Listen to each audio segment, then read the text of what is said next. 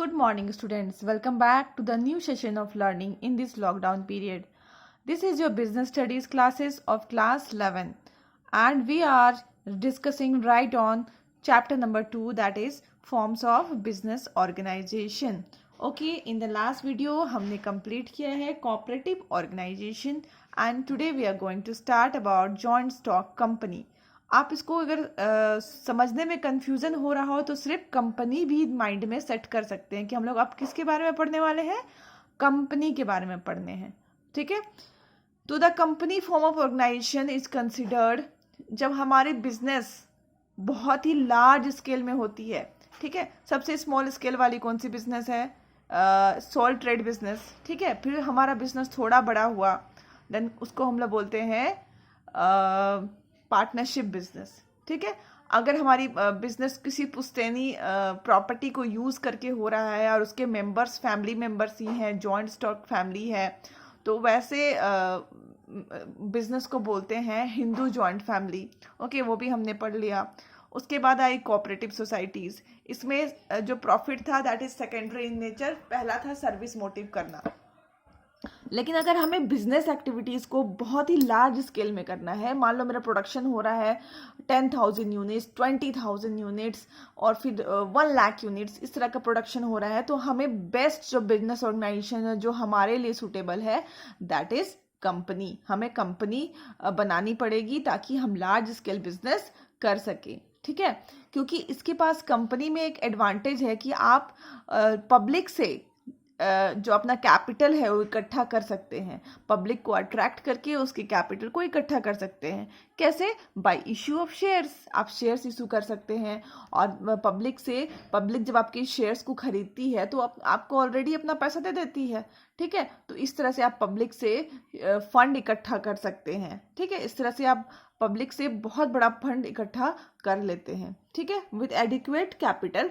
और आपके पास जब एडिक्वेट कैपिटल हो जाती है तब आप बहुत ही ट्रेंड और एक्सपीरियंस्ड मैनेजर्स रखते हैं और आपका बिजनेस बहुत ही एफिशिएंटली रन होता है. ठीक है, तो ये था कंपनी का इंट्रोडक्शन. ठीक है, अब हम लोग कंपनी का डेफिनेशन देखेंगे. यहाँ पे देखो, आपको कलर्ड में दिखाई दे रहा होगा कि कंपनी की बहुत सारे डेफिनेशंस दिए हुए हैं. तो मैंने जो टिक किया है that is joint stock company, वो पढ़ेंगे हम लोग. ठीक है, joint stock company is an artificial person. ठीक है, कंपनी को हम लोग क्या मानते हैं? कंपनी हमारा आर्टिफिशियल पर्सन है. ठीक है, नेचुरल पर्सन उसको बोलते हैं जिसका जन्म होता है नेचुरली. ओके, बट हमारा जो कंपनी है उसका नेचुरली जन्म नहीं होता है. That is why we call it an artificial person having separate legal existence. इसकी अलग से लीगल एग्जिस्टेंस होती है, मतलब कि इनका जो फॉर्मेशन होता है वो एक एक्ट के तहत होता है, एक कानून के तहत होता है. That is why we call it having separate legal existence. ठीक है, कंपनी के साथ एक वर्ड जुड़ा हुआ है परपेचुअल सक्सेशन. इसका मतलब होता है कि कंपनी बढ़ती चली जाएगी. ठीक है, सक्सेस में सक्सेस करते हुए चली जाएगी. उसके मेंबर से उसे कोई मतलब नहीं है कि मेंबर रहे ना रहे, बट कंपनी रहेगी, वो बढ़ती चली जाएगी. ठीक है, एंड कॉमन सील. इसके साथ ही साथ कंपनी का हमेशा देखना कि उसके डॉक्यूमेंट में साइन कभी भी नहीं होता है. कोई भी पर्सन सिग्नेचर नहीं होता है, नहीं करता है. ठीक है, हमेशा कंपनी के लिए एक कॉमन सील मारा जाता है. एक सील होता है कंपनी के नाम का, वही सील लगा दिया जाता है, उसी को सिग्नेचर मान लिया जाता है. ठीक है, तो आगे हम पढ़ने वाले हैं features of joint stock company. ठीक है, तो पहला है सेपरेट लीगल एग्जिस्टेंस.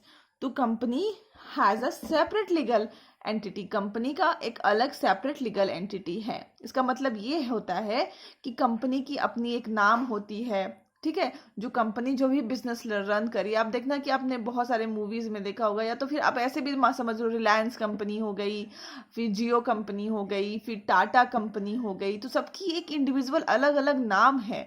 ठीक है, तो कंपनी अपनी सब कंपनी की अलग एक नाम होती है, एक एंटिटी होती है, separate and legal existence. Okay, तो उसमें क्या कर सकते हैं हम लोग?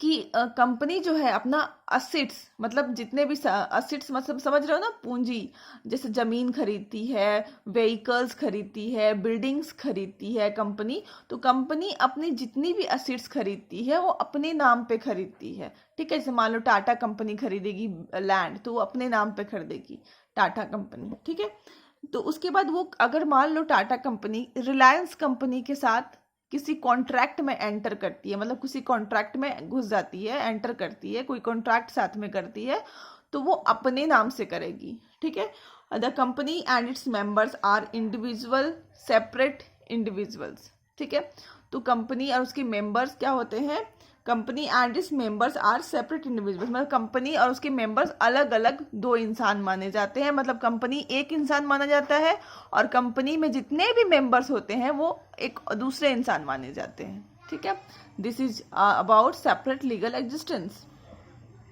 देन आर्टिफिशियल पर्सन है, मतलब ये तो हमने आपको बताया ही कि कंपनी एक आर्टिफिशियल पर्सन है, ऐसा पर्सन है जिसका ना तो कोई फिजिकल बॉडी है, ना ही वो नेचुरली जन्म उसका बाय बर्थ नेचुरल बर्थ हुआ है, ऐसा कुछ भी नहीं है। Okay, that is why call it separate person, sorry artificial person. ठीक है, ये ऐसा आर्टिफिशियल पर्सन है कि जिसको लॉ ने क्रिएट किया है। किसने क्रिएट किया है, लॉ ने क्रिएट किया है। And its operations are performed by elected representatives of members, और इसके जितने भी मैनेजमेंट या तो फिर ऑपरेशंस होंगे वो इलेक्टेड मेंबर्स, जो कि कंपनी इलेक्ट करेगी या फिर जिसको कंपनी चुनेगी, वैसे मेंबर्स सारे इसकी मैनेजमेंट को देखेंगे, जिसको हम लोग बोलते हैं director, managing directors, okay, managers. ये लोग क्या करेगी, कंपनी रन करेगी और इनको कंपनी क्या करेगी, चुनती है। बट आप जितने भी डॉक्यूमेंट साइन करेंगे सब कंपनी के नाम पे होना चाहिए। Okay, third is registration. तो आपने देखा कि जब पार्टनरशिप हम लोग पढ़ रहे थे तो उसमें ऐसा लिखा हुआ था कि it is not legally compulsory to have registration, मतलब कि कानूनी तौर पे ये जरूरी नहीं था कि आपको रजिस्ट्रेशन करवाना है। बट कंपनी में ऐसा कुछ भी ऑप्शन नहीं है। कंपनीज एक्ट 1956 जो आपको यहाँ पे दिया हुआ है, कंपनीज एक्ट 1956 कहता है कि it is legally compulsory for the company to get itself registered. ये लीगली कंपल्सरी है किसी भी कंपनी के लिए कि वो अपने आप को रजिस्टर कराए अंडर कंपनीज एक्ट 1956। बिना रजिस्ट्रेशन के कोई भी कंपनी एग्जिस्टेंस में नहीं आ सकती और उसको चलाया भी नहीं जा सकता है। ठीक है, the next is perpetual succession. ठीक है, तो देखना, आप देखो हमने जो यहाँ पे डेफिनेशन पढ़ा था ना, artificial person, separate legal identity, perpetual succession, वही सारे फीचर्स में मैं एक एक करके एक्सप्लेन कर रही हूँ। तो आप जब ये पढ़ लोगे तो आपको फीचर्स अपने आप इसमें से आप निकाल सकते हो, अगर आपको एग्जाम में आता है कि फीचर्स बताइए जॉइंट स्टॉक कंपनी की। ओके, तो यहाँ पे परपेचुअल सक्सेशन का मतलब होता है कि जो कंपनी है वो इंडिपेंडेंट है। ठीक है, वो एक अलग बॉडी मानी जाती है, इंडिपेंडेंट है वो। उसका जो कंटिन्यूअस एग्जिस्टेंस होगा, वो कोई भी मेंबर, अगर किसी मेंबर की रिटायरमेंट हो जाती है, डेथ हो जाता है, इनसॉल्वेंट हो जाता है, इनकैपेसिटी हो जाता है, तो भी कंपनी क्या होती है, एग्जिस्टेड रहती है, वो चलती रहती है, वो कंटिन्यूअस रहती है, वो नहीं रुक सकती। तो कंपनी को सिर्फ एक ही चीज से आप रोक सकते हो या फिर डिसकंटिन्यू कर सकते हो, दैट इज बाय लॉ। ठीक है, ओनली लॉ यहाँ लिखा है। कंपनी को क्रिएट भी किसने किया है, लॉ ने किया है, और इसको एंड भी कौन कर सकता है, लॉ कर सकता है। Okay, this two things are important in this point. वरना कंपनी को किसी भी मेंबर आए जाए, ठीक है, किसी का डेथ हो जाए, कुछ भी हो जाए, कंपनी नहीं रुकती है, कंपनी चलती चली जाती है। Okay, then fifth is common seal. मैंने आपको स्टार्टिंग में ही कहा कंपनी एक आर्टिफिशियल पर्सन है, इसीलिए वो हम लोग की तरह, नेचुरल पर्सन की तरह सिग्नेचर नहीं कर सकती है, अपने जो भी डॉक्यूमेंट्स में सिग्नेचर नहीं कर सकती। हम लोग तो सिग्नेचर कर सकते हैं क्योंकि हम लोग तो नेचुरल ह्यूमन बीइंग है, बट कंपनी आर्टिफिशियल पर्सन है, इसलिए वो सिग्नेचर नहीं कर सकती है, क्योंकि उसका तो कोई फिजिकल एग्जिस्टेंस ही नहीं है।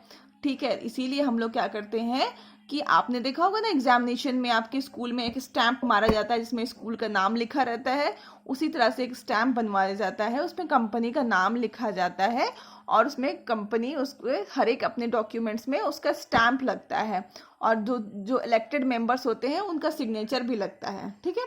तो being an artificial person the company can not sign, therefore there is a need for common seals, जहाँ पे उनका नाम लिखा है, और जितने भी एक्टिविटीज होते हैं वो ग्रुप में होते हैं और वो कंपनी के बिहाफ में होते हैं, और कंपनी क्या करती है उसमें अपना सील लगा करके अपना सिग्नेचर देती है, और अगर जिस भी डॉक्यूमेंट में वो सील लगा रहता है उसको हम लोग मानते हैं कि कंपनी क्या है, ये डॉक्यूमेंट साइन कर चुकी है, ठीक है।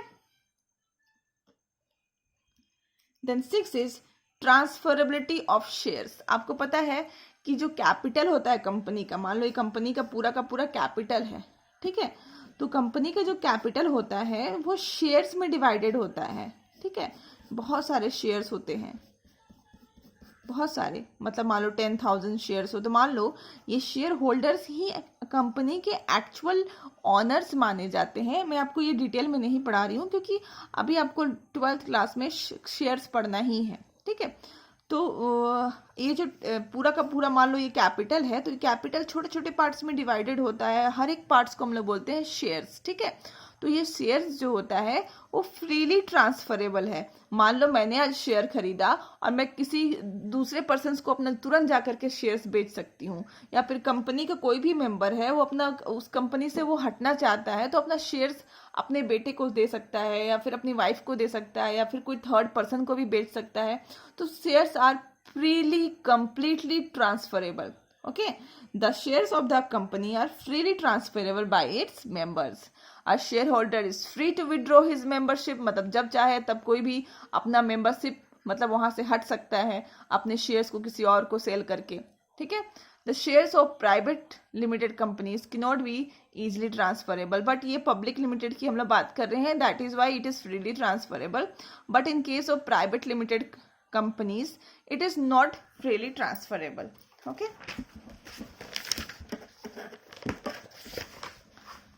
अब हम देखेंगे separation of ownership and control. The companies form of business in owned by share holders. मैंने आपको कहा ना कि शेयर होल्डर्स ही एक्चुअल ऑनर्स होते हैं कंपनी को। तो जो कैपिटल जो होती है जिसको हम लोग छोटे छोटे पार्ट्स में डिवाइड करते हैं उसको बोलते हैं शेयर्स, और जो वो शेयर्स को खरीदता है उसको हम लोग बोलते हैं शेयर होल्डर्स। तो जो कंपनी जो होती है उसको कौन ओन करता है? Share holders. और ये जो शेयर होल्डर्स क्या करते हैं, एक दो पीपल को इलेक्ट करते हैं, मतलब चुनते हैं। जो मैंने आपको बताया ना, मैनेजिंग डायरेक्टर्स आपने सुना होगा, MD, all this persons are elected by the share holders. यही शेयर होल्डर्स वोटिंग के थ्रू इस डायरेक्टर्स को चुनते हैं, मैनेजिंग डायरेक्टर्स को चुनते हैं, जो कि कंपनी को चलाती है, ऑपरेट करती है और उसको मैनेज करती है।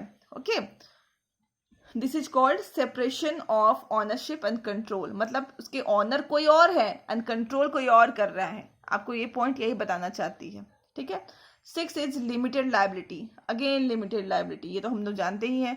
लिमिटेड लायबिलिटी का मतलब होता है कि सारे मेंबर्स का लिमिटेड लायबिलिटी है। मतलब अगर मान लो उन्होंने 10,000 रुपया लगाया है शेयर्स में, तो उनका जो है कैपिटल 10,000 रुपया हो गया। उन्होंने 10,000 रुपया इन्वेस्ट किया है शेयर्स में।